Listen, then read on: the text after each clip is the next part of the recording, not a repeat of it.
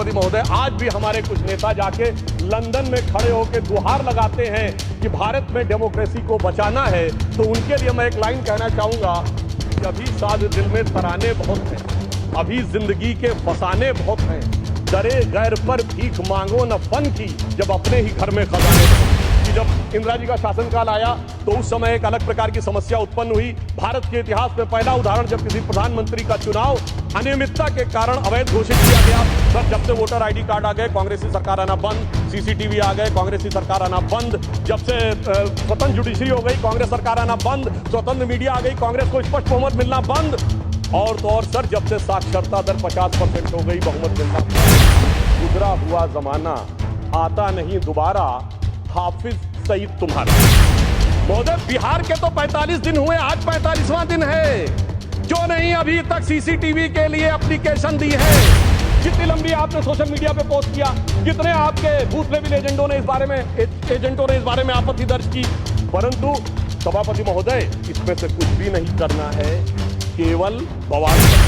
जो मैंने बचपन में आकाशवाणी लखनऊ में एक मुस्लिम कवि संभवतः उनका नाम वाहिद अली वाहिद था, उनसे सुना था कि वाणी सत्यम काया शिवम, रूप सुंदरम है तेरा, आदर्शों की स्वर्ग है तू, जय हे देवी भारत माता।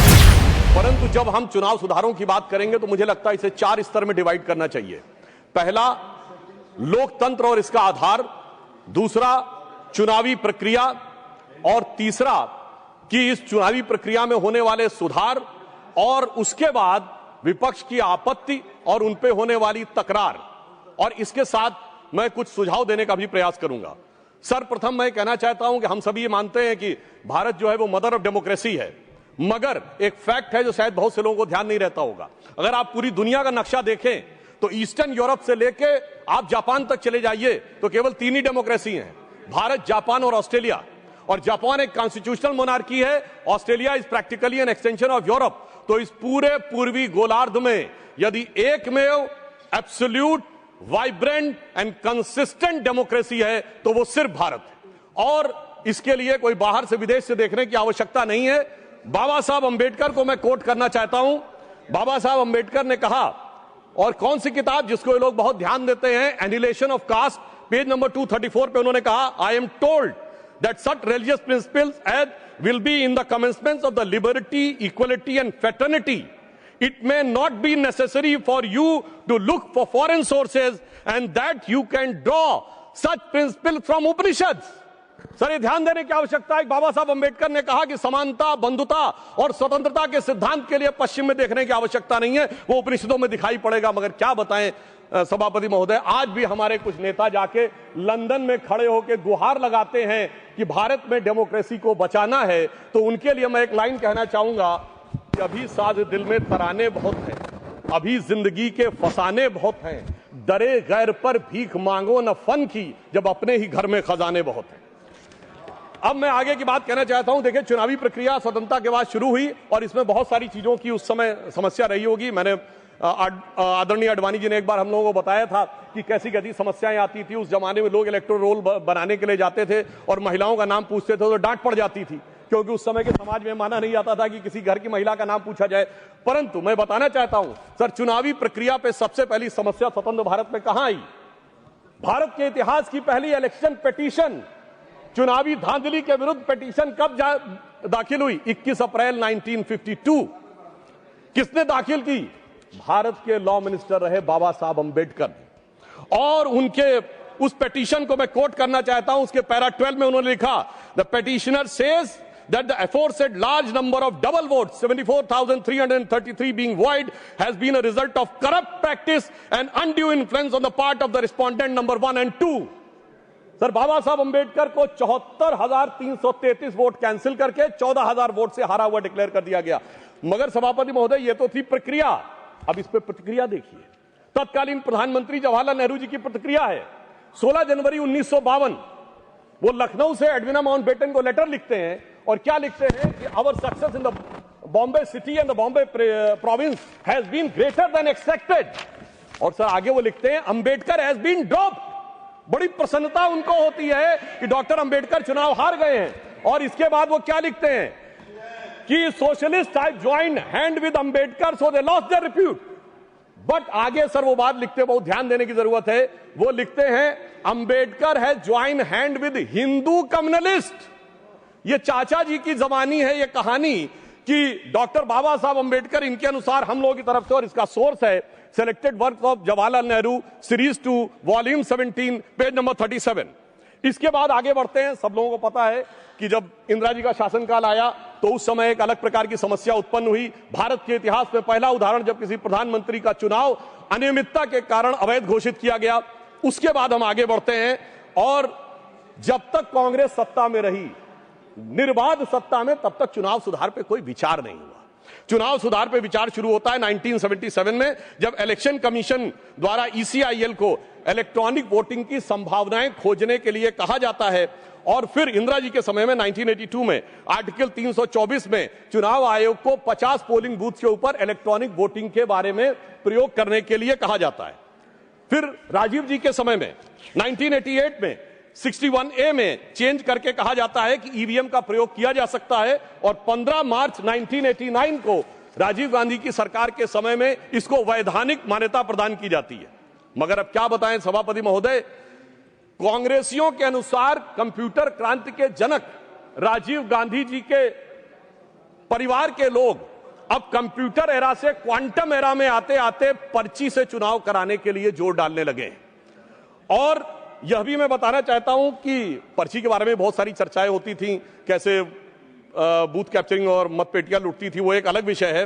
परंतु मैं यह भी कहना चाहता हूं कि देश की संसद में कई बार चुनाव सुधार के लिए बड़े विधेयक पारित हुए, पर मैं उदाहरण देना चाहता हूं कैसे हुए।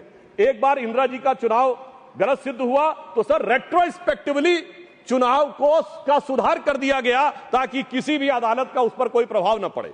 फिर मैं याद दिलाना चाहता हूं सर, राजीव गांधी जी जब प्रधानमंत्री थे 1989 को उनका चुनाव हुआ अमेठी में, सर गोलियां चली, 21 लोगों पे FIR हुई, और उनके विरुद्ध कौन लड़ रहे थे? राजमोहन गांधी, महात्मा गांधी के पौत्र, और डॉक्टर संजय सिंह जो पूर्व केंद्रीय मंत्री थे, उनको इतनी गंभीर गोली लगी कि प्राणों का संकट उत्पन्न हो गया।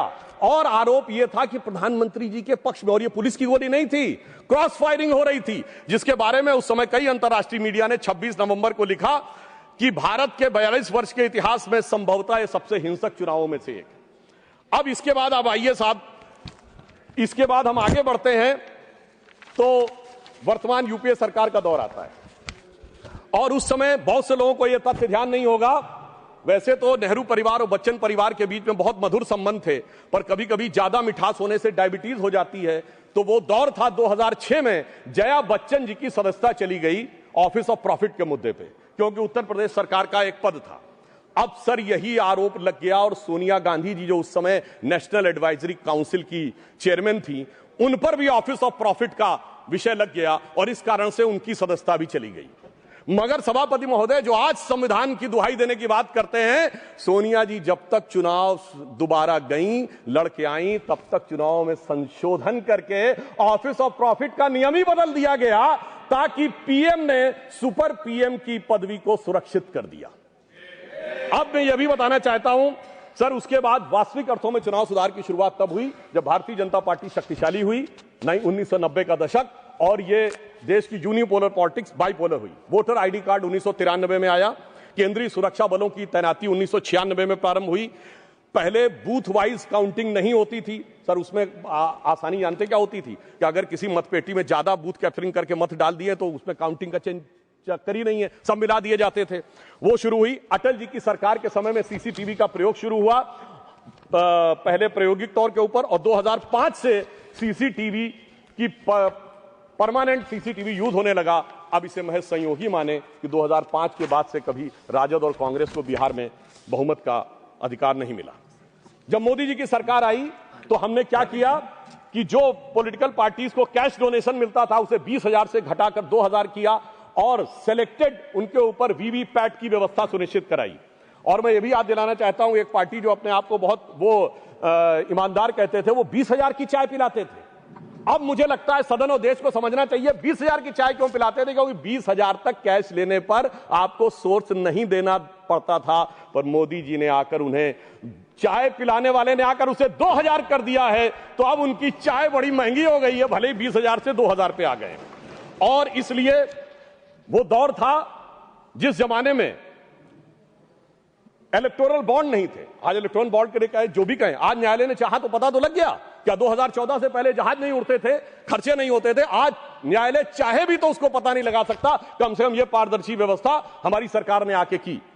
और इन लोगों की सरकार कब रहती थी सभापति महोदय, जिस जमाने में, और मैं ये भी कहना चाहूंगा, इनकी सरकार कब रहती थी और हमारी सरकार कब है? सर, जब से वोटर आईडी कार्ड आ गए कांग्रेस की सरकार आना बंद, सीसीटीवी आ गए कांग्रेस की सरकार आना बंद, जब से स्वतंत्र जुडिशरी हो गई कांग्रेस सरकार आना बंद, स्वतंत्र मीडिया आ गई कांग्रेस को स्पष्ट बहुमत मिलना बंद, और तो और सर जब से साक्षरता दर 50% हो गई बहुमत मिलना बंद। इनको कब बहुमत मिलता था? जिस जमाने में मतपेटियां लूटी जाती थी, बूथ कैप्चरिंग होती थी, गोलियां चलती थी, कट्टे बम चलते थे, और अनेक लोग गुजरात के चुनाव, बिहार के चुनावों में 80 लोग तक घायल होते थे। इन्हें लग रहा है शायद वही जमाना वापस आ जाए। तो मैं उनके लिए पूरी संवेदना से कहना चाहूंगा कि जो पुराना गीत था, गुजरा हुआ जमाना आता नहीं दोबारा, हाफिज सईद तुम्हारा। और अब मैं इसके बाद यह विषय कहना चाहूंगा कि जो इसके ऊपर आपत्ति की राजनीति की जाती है, आज मतदाता सूची को लेकर कांग्रेस आपत्ति कर रही है। मैं याद दिलाना चाहता हूं 18 दिसंबर 1950 को डॉक्टर बाबा साहब अंबेडकर ने कहा कि जो इलेक्टोरल रोल्स हैं उनका हर 6 महीने में होना चाहिए रिवीजन, पर उनका कहना था व्यवहारिक दृष्टि से मुश्किल है तो 1 साल या 2 साल में कर दिया जाए। मगर सभापति महोदय ये 20 साल में भी करने को तैयार नहीं है और उसके बाद ये आरोप लगा रहे हैं। तो मैं इनसे पूछना चाहता हूं महोदय, बिहार के तो 45 दिन हुए, आज 45वां दिन है, क्यों नहीं अभी तक सीसीटीवी के लिए एप्लीकेशन दी है? अभी मैं कहना चाहूंगा जाइए फोन करिए, शाम 5 बजे से पहले सीसीटीवी के लिए लगा दीजिए। नहीं करना है। मैं पूछना चाहता हूं, आप कहते हैं 6 बजे के बाद इतनी वोटिंग हुई, बूथ के अंदर फोटोग्राफी पे रोक है, सड़क पे तो नहीं। दिखाइए कितनी लंबी लाइनें थी, कितनी लंबी आपने सोशल मीडिया पे पोस्ट किया, कितने आपके बूथ लेवल एजेंटों ने इस बारे में आपत्ति दर्ज की। परंतु सभापति महोदय इसमें से कुछ भी नहीं करना है, केवल बवाल करना है। इनकी स्थिति क्या है? जैसे कोई बच्चा है, क्योंकि मैं टीचर रहा हूं तो मैं कहना चाहता हूं, कोई बच्चा है वो कहे मेरे नंबर कम आए, तो तरीका क्या है? स्कूटी का फॉर्म भरो ना। स्कूटी का फॉर्म थोड़ी भरूंगा, मैंने बयान दे दिया, इतना काफी है, मगर एग्जामिनेशन कंडक्टिंग बॉडी मेरी दोबारा कॉपी जांच के दे दे। चलिए मैं दूसरा उदाहरण देता हूं। क्रिकेट का मैच हो रहा है और टीम को लगा कि बैट्समैन आउट था, अंपायर ने नॉट आउट दिया, तो क्या है?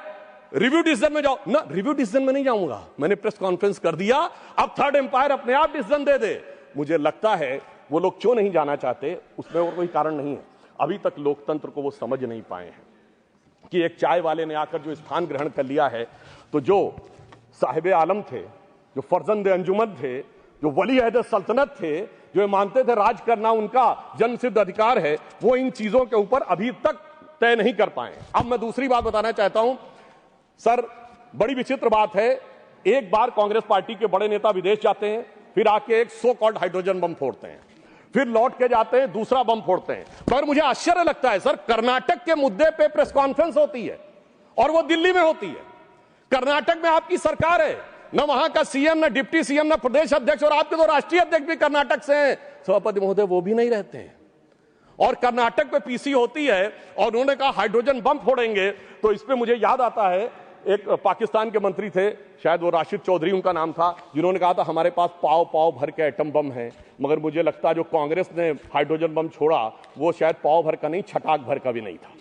और वैसे मैं ये भी बता देना चाहता हूं, आप जब सरकार में थे तब भी बम नहीं छोड़ पाए थे। 1974 का परमाणु विस्फोट बम के लिए नहीं हुआ था, सरकार का ऑफिशियल बयान था कि ये केवल शांतिपूर्ण कार्यों के लिए हुआ है। ऑन द कॉन्ट्रेरी 11 और 13 मई 1998 को अटल जी की सरकार ने जब किया तो भारत ने कहा था we are the nuclear state. तो हाइड्रोजन बम सरकार में भी हम ही ने बनाया था और आप न विपक्ष में कर पा रहे हैं न सत्ता पक्ष में रह के कर पा रहे थे। अब मैं दूसरी बात कहना चाहता हूं, जो वोट चोरी की बात बहुत होती है, तो मैं याद दिलाना चाहता हूं बिहार का चुनाव संपन्न हुआ है। कोई कहे चोरी हो गई तो उसके पास कुछ होना चाहिए सामान जिसकी चोरी हो गई। तो मैं आंकड़ा रखना चाहता हूं सदन के सामने, विगत 35 सालों से किस ढंग से कांग्रेस का वोट घट रहा है। 1990 में 71 सीटें जीती, 24% वोट, 103 पे जमानत जब्त। 1995 29 सीटें जीती, 16% वोट, 167 पे जमानत जब्त। सन 2000 में 23 सीटें जीती, 11% वोट, 231 पे जमानत जब्त। 2005 में पूरी सीटें लड़े नहीं, कुल लड़े 58, जिसमें जीते 9, 6% वोट। और 2010 में सर 4 सीटें जीते, 6% वोट पाया, 216 पे जमानत जब्त। भाई साहब, मैं पूछना चाहता हूं, आपके पास था क्या जो चोरी हो गया? इसीलिए मुझे एक चीज याद आती है, जो हमारे ग्रामीण क्षेत्रों में एक कहावत है कि जब वो चोरी की गुहार लगाते हैं तो फटक चंद गिरधारी, ना लुटिया ना थारी, और चौराहे पे चीख रहे हैं चोरी हो गई हमारी।